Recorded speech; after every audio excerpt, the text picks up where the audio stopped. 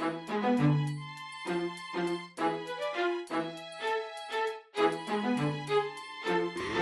right, we got a pretty decent crowd here for Monday night. A lot of new faces, which I love to see, so it should be a pretty good one. We're gonna do something a little bit different today. Normally we go over one opening, particularly one variation, and we go really deep into it. But today, I'm gonna take a suggestion from one of our YouTube people that mentioned me, and they wrote a comment. And so for Dan Williams, who writes, can you guys do a video of the top 10 most common openings using E4 with a little synopsis of each, as well as the best possible defense for black to play versus each? That'd be great, thanks. So yeah, I think Dan, this was a great idea, and he really knew how to ingratiate himself to me when he posted in another tweet, another comment. I advertise your videos on my Twitter, YouTube, and Facebook. So thanks, Dan, for sharing my stuff around, and thanks for the excellent idea. So tonight we're gonna do a top 10 video, and it's gonna be the top 10 most common responses to the move E4. Now this could be interpreted a couple different ways. I could do a video that's mostly all Sicilians and Ruy Lopez's, and that sort of a thing. But I'm going to take this position here, and we're gonna look at the top 10 moves that black can play from this position. Who can tell me how many legal moves black has? Yeah, 20, right. So the pawns each have 2 moves, so that's 16, and then there's 2 knight moves each, makes 20. So we're gonna go over half of the possible moves that black can play. And I used a database of 4 million games to prepare this. And just so you know, the top 10 moves account for 98 or 99.8% of all the total openings. So there's only about 5,000 games where they didn't play something that you're gonna see tonight. And I apologize in advance if some of the openings I have to go kind of quick. Normally we go deep into opening. We're going wide tonight. We're gonna try to cover a whole lot in a little bit of time here. So, all right, starting out with number 10, we have the Owen's defense. Now this has been played in the database that's here on this computer 12,000 times, which is 0.3% of all E4 games. So you're not gonna see this very often, but you don't wanna be surprised when you do see it. And you know, I've seen a lot of my students, they always ask, you know, I gotta know so much when I play E4. Well, yeah, you gotta know something like this. Sometimes your opponent might surprise you. And typically when I have played this, I play it against lower rated players. When I play people under 1200, I play this and sometimes you win quickly. So we'll go over it. So the most natural move is just to take the center. When they let you take it, you take it. And bishop b7. And this is black's point. We'll draw with our fancy new arrows. You know, see the gradient? Okay, we're already attacking the pawn. It's a very interesting approach. And so white should defend it, and there's different ways to do so. The big question is what's going to happen with this knight here. Is it going to go to c3? Is it going to go to d2? Both of these are very common. And another question is, what's to become of this pawn? Is he going to support the center? Is he going to go to c4? And so there's different ideas in each. And of all the openings we're going to cover tonight, this one is sort of the dodgiest.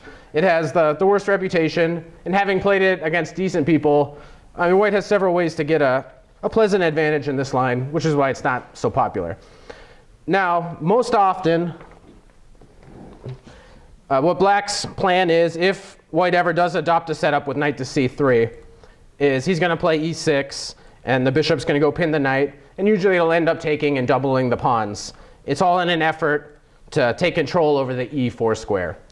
So these lines are very playable, but the most common move is actually bishop to d3, not moving the knight just yet, not allowing a future pin. So, okay, black has the main move, which is e6. It's worth looking briefly at the crazy move f5, which shouldn't be very good, but lines get very, very complicated. Here, white has sort of the amazing move. Looks like, you know, black is going to go take that pawn. That's his point. There's a pin here. But the most critical line is actually to accept this. So what's going on? We take the pawn. We're going to win your rook. And I've had people ask, you know, why do you have that rule, don't move your f-pawn? Well, a lot of the times, either people, they put a pawn where their knight can go, so then their knight can't go there. That's one reason you don't want to move an f-pawn. But in this case, too, you always want to be on the lookout for the queen check on this long diagonal. And here, that's the best move. So black's move is totally forced. You only got one move. And all right, now white can take it. Now there's a famous Greco game. He played it in 1620 against No Name. And his opponent played here, thinking he's very cunning. He's, all right, now you're going to move your queen, and I'm not going to get checkmated. But white has a very nice tactic here.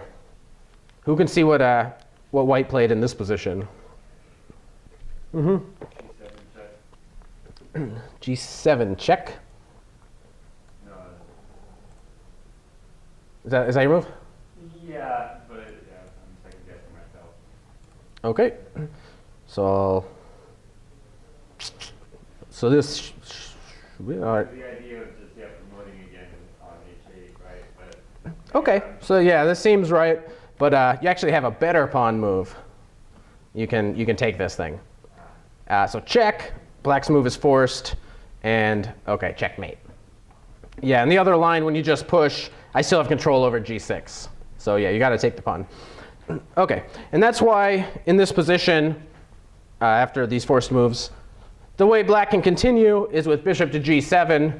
And now after this check, the king will have to move. And you can take the knight with check. Perhaps knight to F3 is even a stronger move. And you get really crazy scenarios. You know, white already has this pawn way down here in an opening. Of course, he's losing the rook here in the corner. And all right, that's an interesting line to know about. But we're going to look at the main line here, which is the move E6. So again, if you play knight C3, we're going to pin it. And so we develop our other knight. We're not telling you where this guy's going just yet. And at some point, black has to attack the center. So now's a decent time. And the pleasure of playing this position is even as white, you can go ahead and castle here if you want to play a Sicilian type structure. This is perfectly playable for white, and in these lines, white gets pretty good game. But more common is C3, just protecting the center. Now, black will develop. And it's important also in this opening for white to time his move E5. He doesn't necessarily want to do it too early and give the knight access to D5. So typically here, he will protect his pawn. Black will develop. It's worth knowing this little trick, I guess. Knight to C6 is already a big inaccuracy, because after D5, black is in a lot of trouble due to the pin on this file here, the fact that there will be discovered checks. So this would be just losing. And if you have to move your knight, and I get to play a move like C4, then this guy is looking pretty silly. This guy is out of play. And white has a big space advantage and a very nice position. So this already would be quite bad for black. Black has to be quite accurate in these lines just to survive the opening here. OK, so we castle. Now they can play it now that there's a piece blocking on the E file. Now if you play D5, we can just take it. So A3. Black is also threatening in this position to take, let's waste a move, to take here on D4 and play knight to B4. And if he picks up this bishop, then he's doing very well. It's a strategical success. He gets to pick up the bishop pair, which explains the move A3. And OK, now black plays sort of an interesting move. He puts the knight on the side. And there's a tactical basis for this that's coming up on the next move.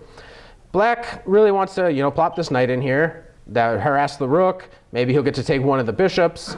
So you got to defend the B3 square. So that's what happens. Ben Simon is looking at his watch. At some point, our cameraman is going to leave, and then who knows what's going to happen tonight. So I should be what? You should have 3 done right now. I should have 3 done already? Is that true? Oh my, yeah, we're in a lot of trouble tonight. And Ben's leaving. It's all going to fall apart, I can just tell. OK, so white defended the B3 square, and we'll go a little farther. Here's the tactical point. The move C4. And OK, wait a minute, what's going on? We got 2 pieces attacking C4. But there's 3? Yeah. All right, you can count a little bit better than me. OK, but if you take here, the point is we're removing the defender of the E pawn. So here you'd be able to grab this guy. And black frees himself a little bit. So OK, you want to keep your bishop, so you move it. And all right, we still haven't committed to a plan. The most flexible move here, queen C7. White continues.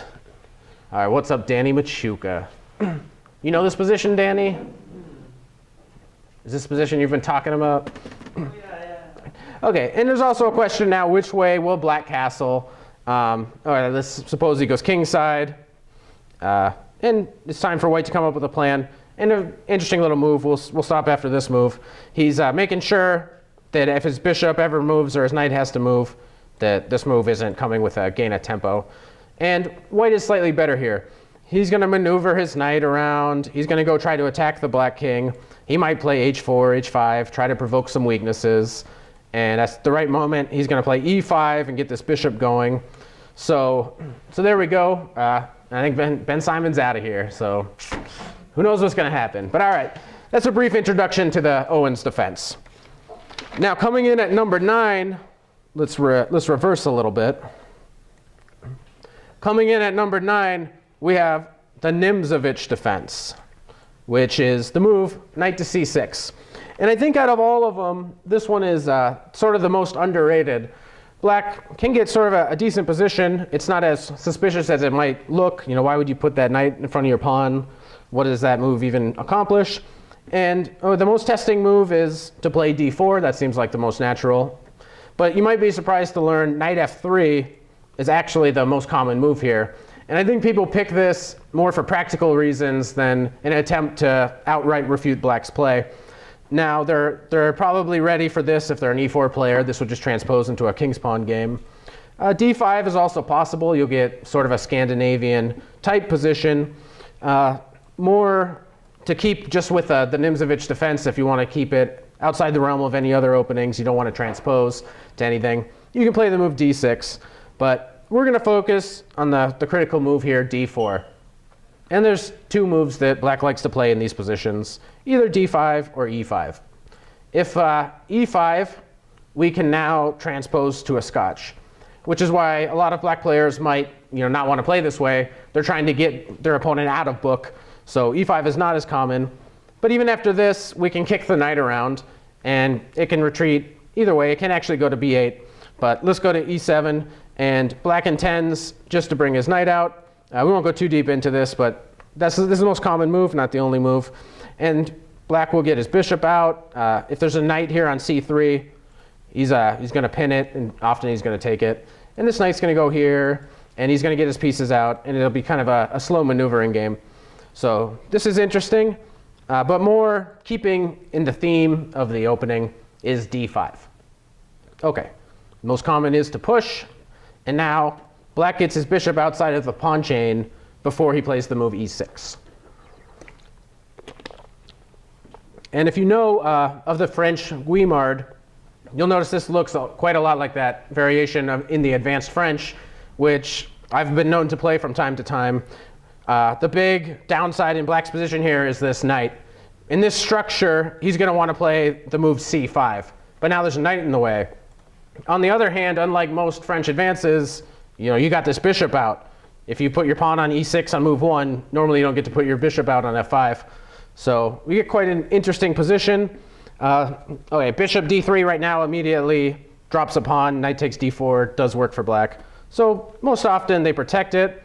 f6 is an interesting move here, but e6 is typical. And all right, we'll get a position here where, all right, not the only move. Very similar to the Guimard, and we'll stop here for brevity's sake. All right, coming in at number 8. Yeah, let's do this first. Coming in at number 8, we have Alekhine's defense, or Alekhine's defense. OK, this has been played 92,000 times, and which is about 2.29% of the time. So not the most common, but very provocative. He's encouraging white to advance the pawn and attack his knight. So what's going to happen here? So white will normally push. The only other move worthy of any theoretical discussion is knight to c3. But OK, we'll push. We'll play the critical line. And now there's quite a lot of ways white can play. He can move all of his pawns, the 4 pawns attack. He can develop very modestly. A lot of different lines. And so d4 is just the most logical. You're just taking control of the center with your pawns. Also possible is c4, as in the famous game Nakamura-Schranz from 2011. Do you know that game? Yeah, all right. I think maybe should be. Yeah. OK, so that's interesting. But we're going to focus here on d4. And black's point, why did he do this? Why did he force white to make all these pawn moves. Maybe he wanted to. He's going to try to argue that this pawn has been overextended. So after a move like d6, attacking the center, white needs to make a choice. He can simply develop his knight. That's fine, and we'll look at that in a second. Or he can decide to play the move c4. And after we retreat, either the exchange variation, which is interesting. OK, black can take either way. So OK, this is just possible for time. Let's look at the 4 pawns attack here.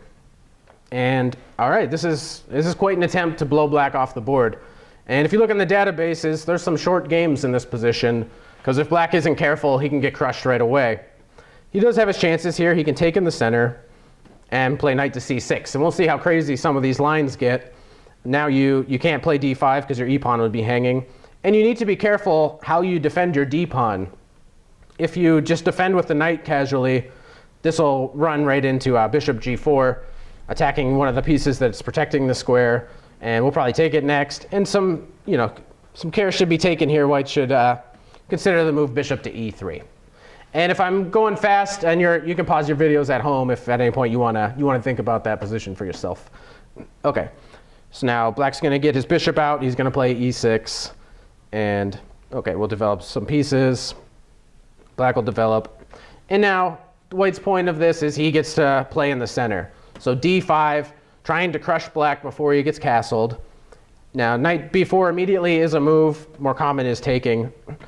And all right, so black is now getting ready to jump into c2. But white is just in time with the move knight to d4, protecting d2 and attacking the bishop. So black's got to be really careful here. If you just casually go back, it's actually a big disaster after this check. Not a big disaster, but you have to move your king, which is not what you want to be doing. So much more common is they drop back, and he's about to castle, but we can get the move e6 in. OK, and after the trades, what's going on here? So white has a really strong pawn. It'll probably be weak if black makes it to the endgame. We can take this bishop whenever we want.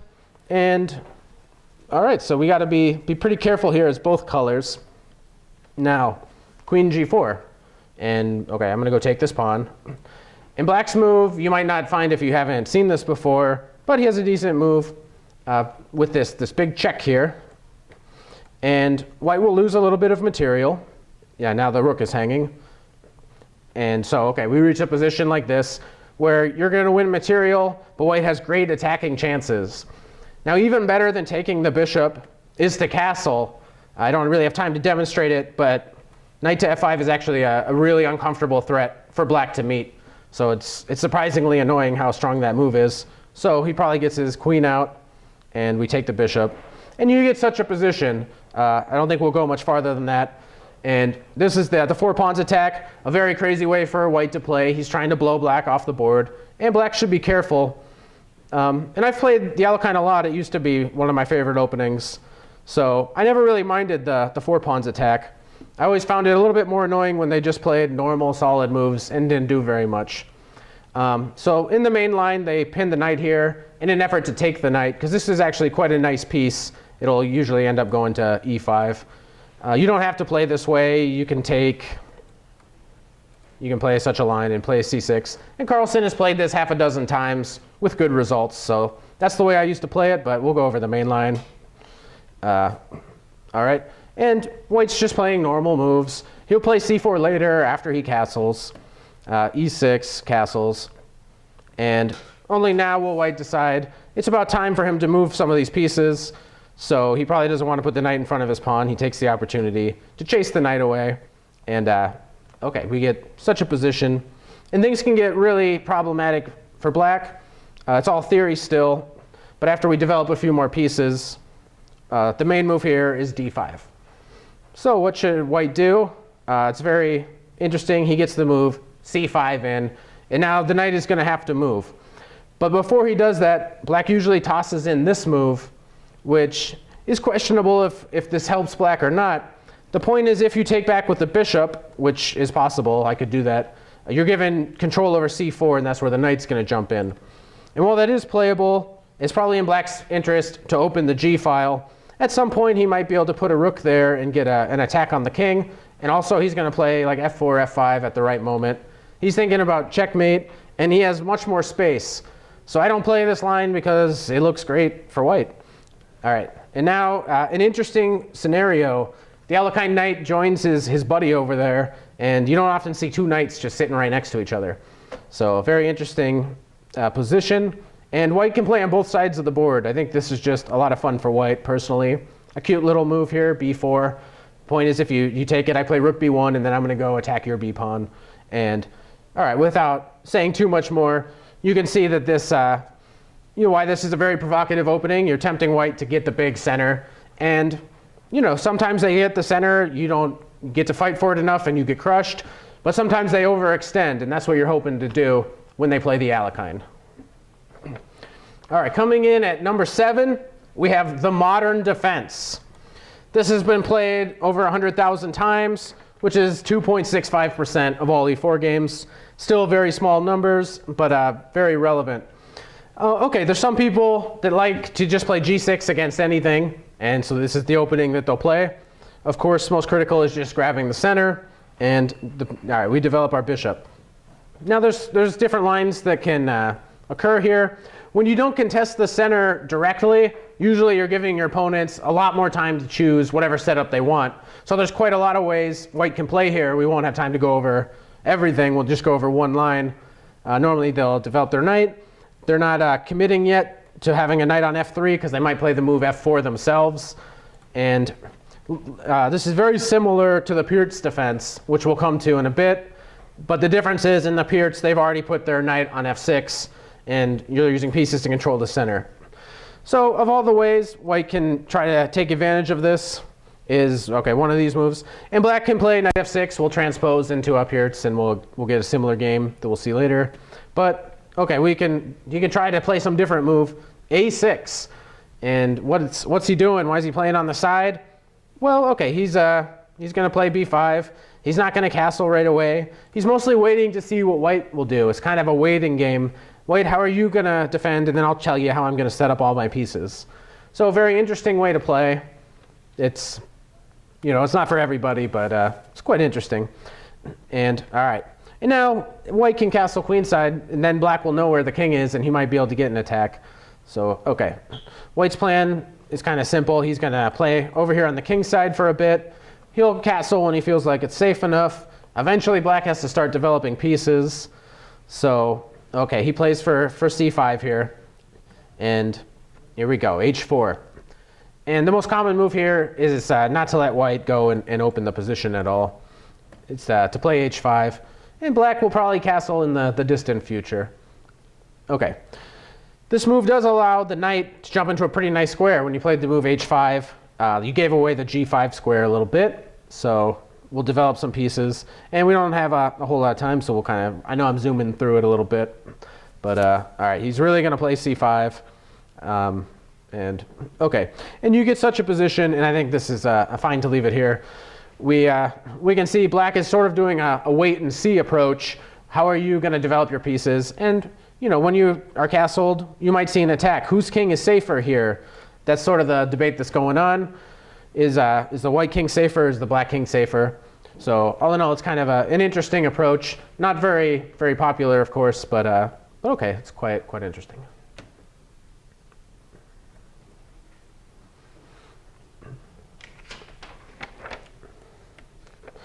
Coming in at number 6, we have the Scandinavian defense, which has been played 147,000 times, and we're up to 3.6% of all games are the Scandinavian. And we've covered this before on this channel, so okay, we'll see it one more time. The critical line is to take. Knight f6 is possible, but almost always they take with the queen. And you don't have to play knights to c3. You can try to play lines where you wait to see if you can get your c pawn and d pawn going, and then put your knight on c3 after you've already played c4. But this is critical, and we've examined in a very recent video that there's 4 moves here. d6 has been a favorite of Tivyakov. That's very popular. d8, the banker variation. That's also interesting. Carlsen has played it. And the Mike Kummer variation. I mean, the Patzer variation. So, okay. queen a6, or queen a5, sorry, and white puts a pawn in the center. This is the most common way for black to play. And we'll get our pieces out.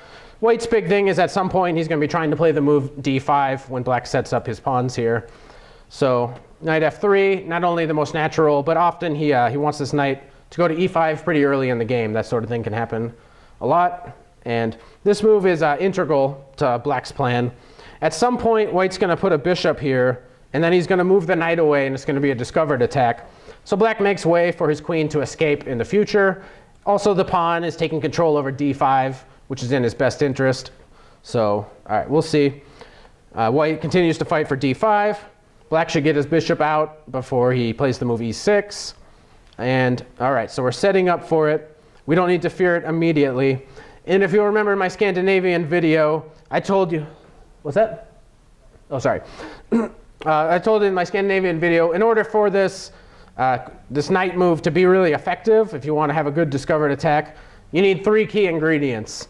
One is the bishop needs to be protected. Otherwise, whenever sometimes when you're playing for d5, the queen might get the c5 square. Okay, but and the black king should be in the center, and you should have the knight that can move away with the bishop here. Okay, so we've protected the bishop. If you're asking, do you just drop a pawn? You can go watch the video to see what happens if you do indeed accept the sacrifice here. It's not very good. The move d5 is very strong. So this is the only really move that black can play that achieves something with his move here. He has to be worried about some discovered attacks. Anything else, white has some good knight moves. All right, we castle. And we'll see in such positions, this is sort of the main line.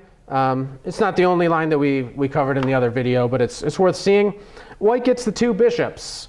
So why would black play this way? Well, all right, we'll go a few more moves just so we can discuss the plan. This is sort of the typical position. We want to keep our 2 bishops. And why would you give the 2 bishops? Well, black has sort of a plan. White typically is going to be playing on the king side over here. And what he's going to get in return for the bishops is he's going to go open up the h-file, make this rook a good piece. A very typical maneuver is to get the queen to c5 with a nice pin here on the c-file. And black will argue, okay, I have some really nice activity. And in exchange, white has a little bit more space. He has the 2 bishops. And it's a pretty even game. So, all right, very nice.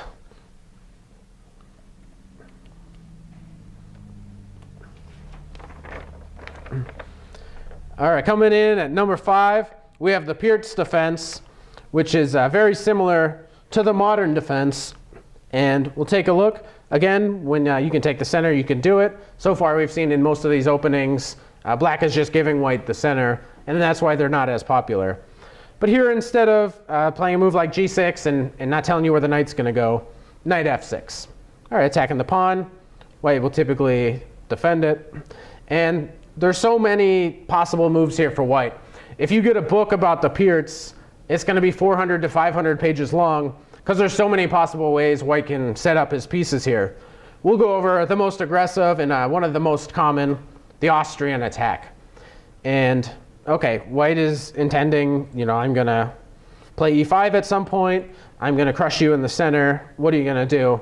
So let's develop a few more pieces. And now there's a big branch here. There's massive theory for the move c5. There's massive theory for castles. Castling is a little bit more popular. And here white has a ton of moves. Historically, the most popular is bishop to d3. Bishop to e3 is also a very nice move. It's preventing c5 at least for the moment. And later, he might connect his bishop and queen and eventually try to trade off the bishops here. But I couldn't help but show one of my favorite games because there's a really beautiful line. So this is the one time in the lecture where I'm not going to go over the main line here. I want to show you the move e5.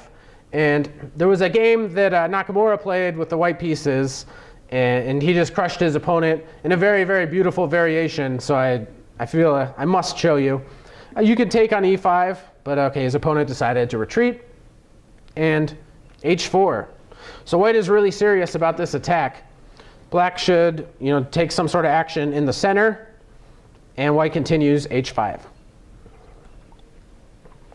Black takes.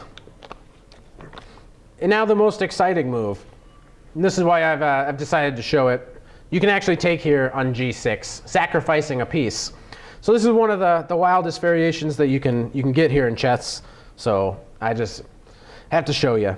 Okay, we take, and what's going on here? Why did we give up a piece?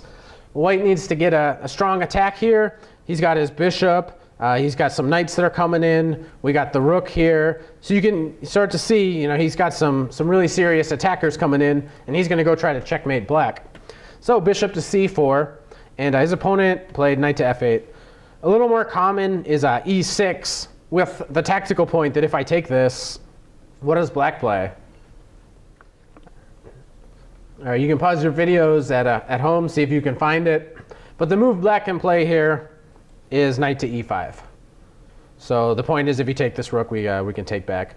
And this should be pretty good for black. He traded some defenders here. It's going to be very similar to the game. White just simply won't take. He'll play knight to g5.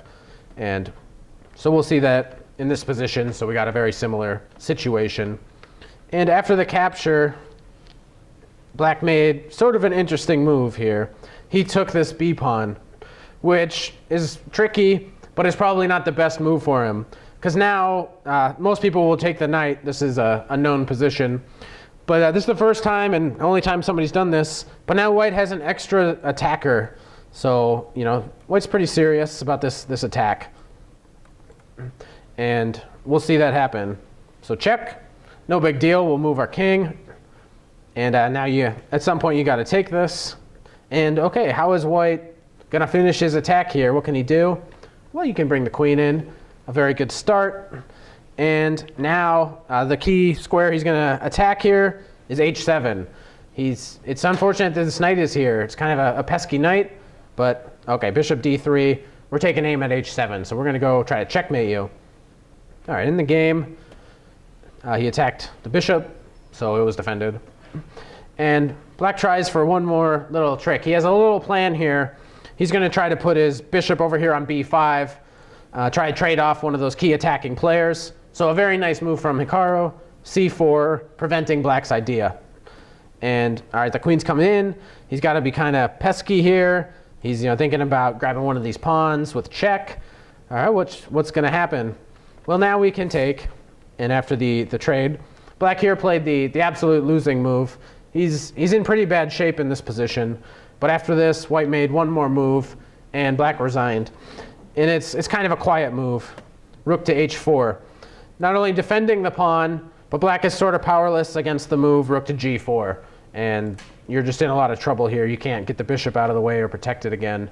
If your king was here instead, maybe you could play knight to c6 and protect the bishop with your rook. But yeah, so king to f8 didn't really work for him. And all right, he saw it and he said, all right, I give it up. So a very interesting and very aggressive way to play. And that's what happens when you don't contest the center from the beginning. Your opponent can, get a huge center, and they can try to crush you really quickly. OK, coming in at number 4, we got the Caro-Kann. And now we're getting into much more typical openings. We're starting to get some big numbers here. It's been played 287,000 times, or 7% of all the E4 games. And it begins with the move c6. Now, we've covered this before, so we're going to take another look at it. And this is black's point. He didn't contest the center on move 1. He waits until move 2, and then he strikes in the center. So white has a couple options here. He can play the exchange, boo. He can play the advance, which is a very serious consideration right now at the top level. It's one of white's best tries for an advantage. Or you can play either knight move. And usually they'll transpose if black decides to take on e4. OK, we take back. And here there's actually 3 moves. We've covered the classical before. We'll take one more look at it. But it's also possible to play a move like knight f6. And in this position, we can take. And whichever way you take back, black is going to say, I'm going to get some pretty dynamic activity for my piece here. This is the Bronstein-Larsen variation. He's going to try to use this, and it's a very interesting variation, but it's not for today. The Steinitz variation also is interesting. Karpov used this over 100 times in his career. And OK, you're just going to play knight f6, and that way if you trade, I don't have to weaken my pawn structure. But the most common, the classical variation, you attack the knight, and you got your bishop outside of the pawn chain. So now when you play e6, you'll be looking good. All right, so we harass the bishop. And the one feature that does stick out in black's position is this bishop. White can continue to try to get it. h4, threatening to trap the bishop. So you got to make some space. And the most accurate move here is not h5. It's knight f3. The reason is if you play any move other than knight to d7, I'm jumping into e5, which is usually pretty annoying, especially when I can reinforce it with an f-pawn. So knight to d7. All right, now we attack the bishop. It has to go back. Bishop d3. So this is a, this bishop is quite annoying. That's a good bishop over there. So white endeavors to trade it off. And black should take. Otherwise, they can get the Danny Machuca rook, right? This happened to you. This is what happened in your game with Jonathan Israel? Yeah. So and you got the... And it was, yeah, it was a different opening, but yeah. Yeah, you don't want the Machuca rook. It's not the best rook. So, all right, he took on d3. And knight f6 and e6 are usually the same deal.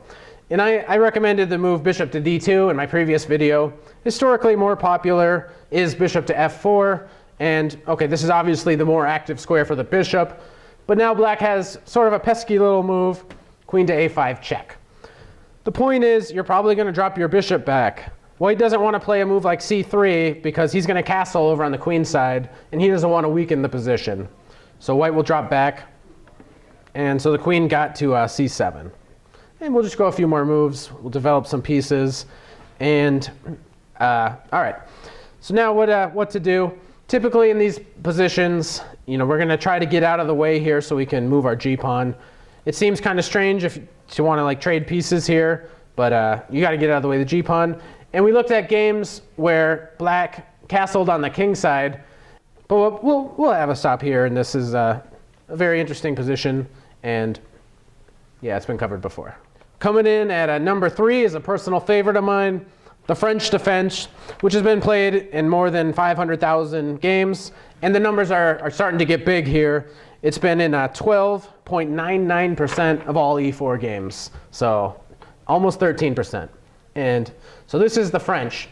Again, the most critical is to play d4, and similar to the Caro-Kann, we strike in the center. So here there are 4 moves. You can play the exchange, boo. You can play the advance, which it's quite a lot different than the Caro-Kann, or you can play the Tarrasch or the classical way. So very similar to the Caro-Kann in that way. Okay, but knight c3 is the main move. My preferred move here is just the most natural. I put my knight on f6. But more popular and more aggressive is the move bishop to b4.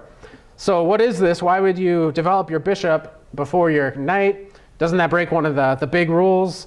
And what are you going to do? Give away your dark squared bishop? Often in the French, you need your bishop over by your king for defense. So we're going to get some pretty exciting games here. The exchange is possible. Also possible here is this gambit, though it's a bit dubious. The most common move here is e5.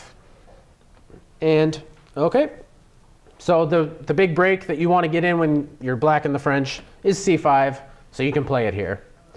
And there's many, many variations. This is a pretty deep theory now that we're getting into.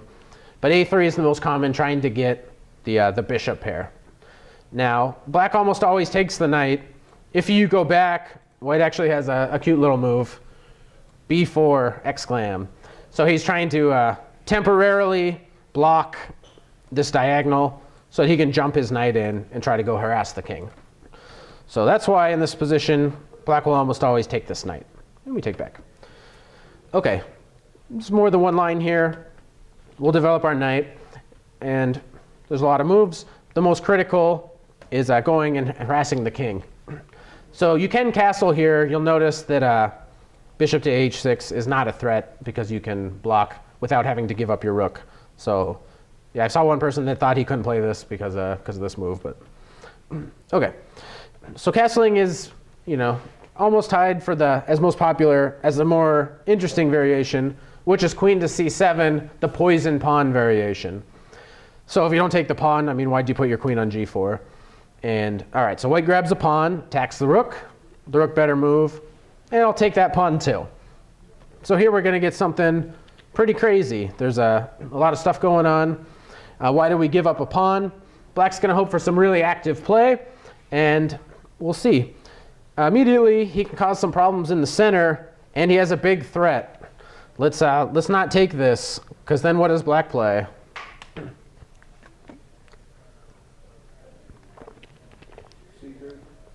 Yeah, queen c3, forking the king and rook. So care must be taken.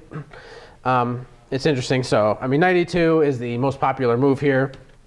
It's funny to mention that king to d1 is also a move.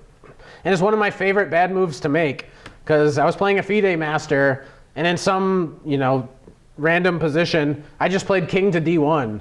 And after the game, he said, "Why'd you play king d1?" I said, "I don't know."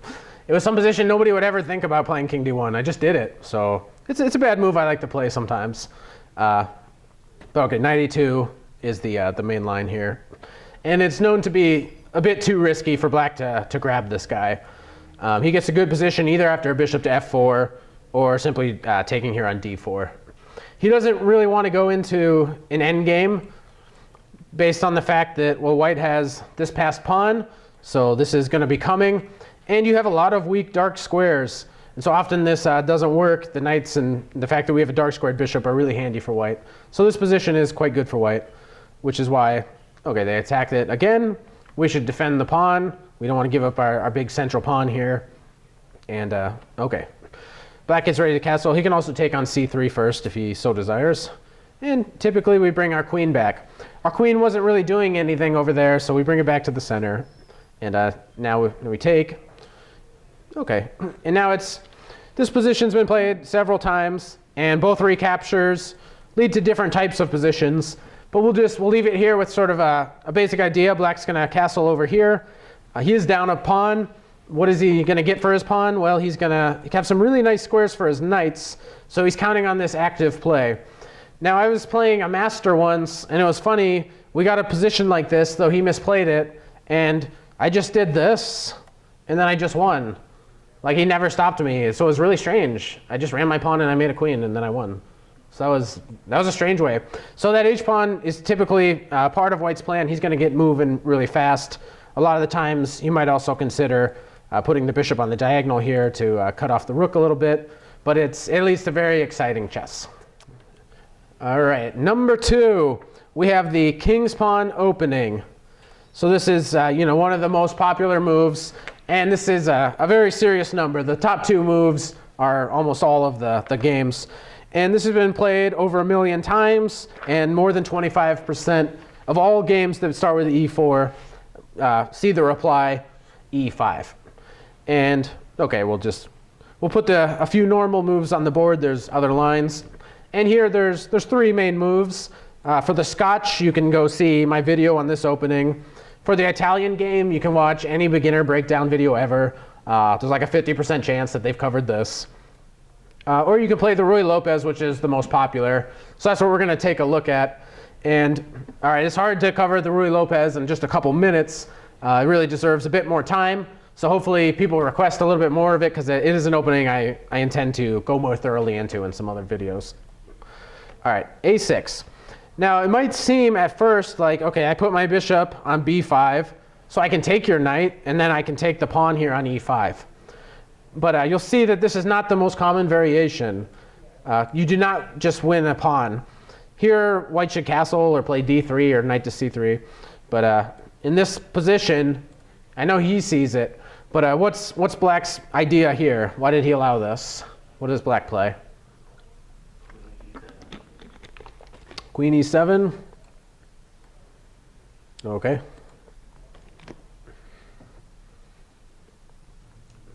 You do have a little bit better. D4? Yeah. Queen d4, a double attack. So, okay, you don't want to lose your knight. So then you'll drop your knight back, and typically we'll get this check. And now this is a funny thing happened here at the club. I don't know, you might have been playing in this tournament, but it was in a knights tournament where white played a great move here, but not very legal. He castled. And yeah, okay, the computer won't let me do it, But all right, that happened. It was a game between a 1500 with the white pieces and a 1300 with the black pieces, and nobody noticed till after the game. But yeah, white won quickly, because if you can castle and then put your rook on e1, you win quickly. That would just refute this opening. Instead, you'll get a position more like this. And okay, white doesn't really have any big advantage. You want a little bit more as white. So more typical, let's drop our bishop back. And okay, several moves here for black. The most common, knight f6. And after we castle, we haven't defended our e-pawn. We can pick here as black, do we want an open game or a closed game? Very popular at the high level right now is just to play the open variation. And white will play either rook e1 or more commonly the move d4, and the position will open up. Though historically much more popular is the closed variation, where you don't take the pawn. You instead develop your pieces, and we defend the pawn. Now that the pawn is defended, we are thinking about grabbing this pawn here, taking the knight and then grabbing it. So black kicks the bishop away. Okay, and let's play here. Let's defend our piece. Now that the e-pawn is protected by another pawn, black is thinking about playing the move knight to a5, grabbing the bishop. And if you played the Ruy Lopez a lot, you really love this bishop. So you want to make a little space for him so that if he gets attacked, he can go back here. And even though there's a pawn in the way, sometimes he's very useful in a kingside attack.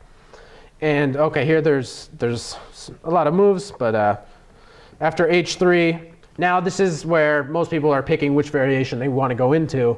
So it's interesting to know what you guys might want to see from this position.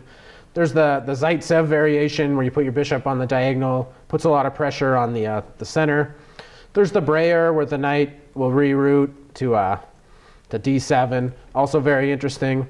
And the most popular is your knight to a5, followed by a quick c5. This is the Chigorin defense.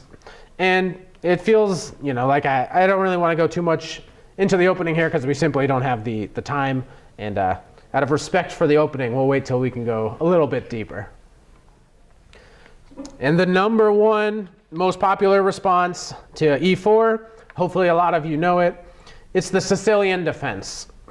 And we've gone over a little bit of this. It's been played over 1.5 million times, and it accounts for 39.5% of all games. So when you play e4, you almost always get the Sicilian.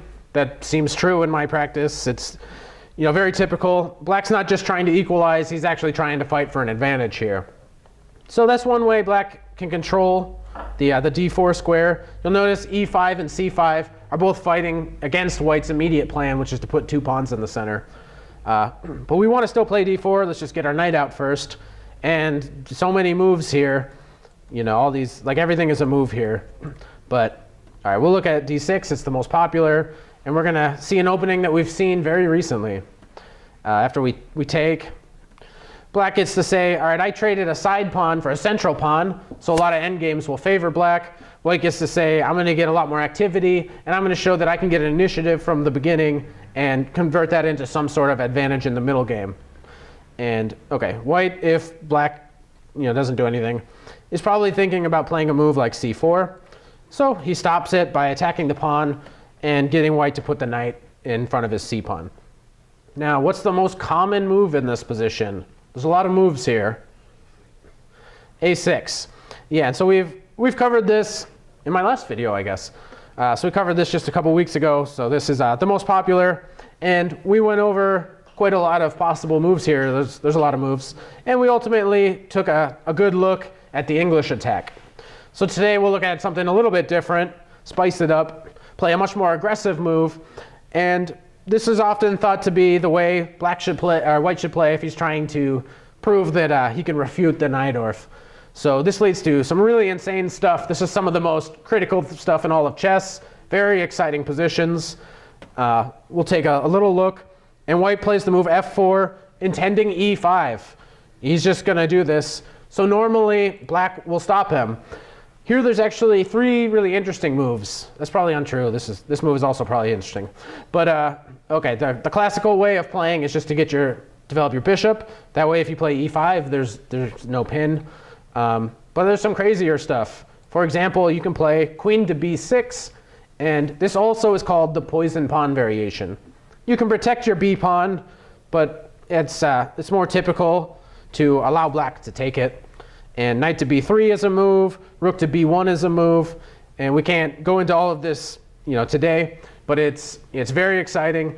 And white will either play after this move, he'll either play e5 or f5, and like super grandmasters will say it's all been worked out to a draw. But if you watch a lot of these games, they're crazy and wild, and the draw lines are all ridiculous. So it's a lot of fun just to, even if you don't want to play this opening, it's a lot of fun just to look at some of the poison pawn games just out of sheer interest. Okay, it's also possible to play the move b5. This is the Polgaevsky variation. And so wait a minute, you just let me play e5. And all right, what's your big cunning point here? Black will take. You might be thinking maybe you can get away with kicking this bishop away this way. But white gets a pretty decent position. This isn't what we're going to look at, but okay. You can see white has a pretty nice position, and this is known to be pretty good for him. So, all right, that variation is just out. So we'll look at what they really do. First, black takes, white takes, and now there's a tactical justification for black's move here, and that's queen to c7. So if white takes the knight, and he should, the whole point, I hope you can see it at home. Pause your videos if you haven't seen it yet. It's queen to e5, attacking the king and the bishop. Okay, so white should develop his piece. And a very interesting situation has arisen. Now, white has developed all of his pieces. And even the queen is pretty good on the open file. And can black really survive like this? Can he just move his queen around a whole bunch? That's going to be sort of the focus of the game. And since this has been played so often, black has come up with some interesting defensive resources, because white is about to get a huge initiative here. He's going to put his bishop on the open diagonal. Some of these pieces are going to start jumping in here, and it can cause a lot of problems for black.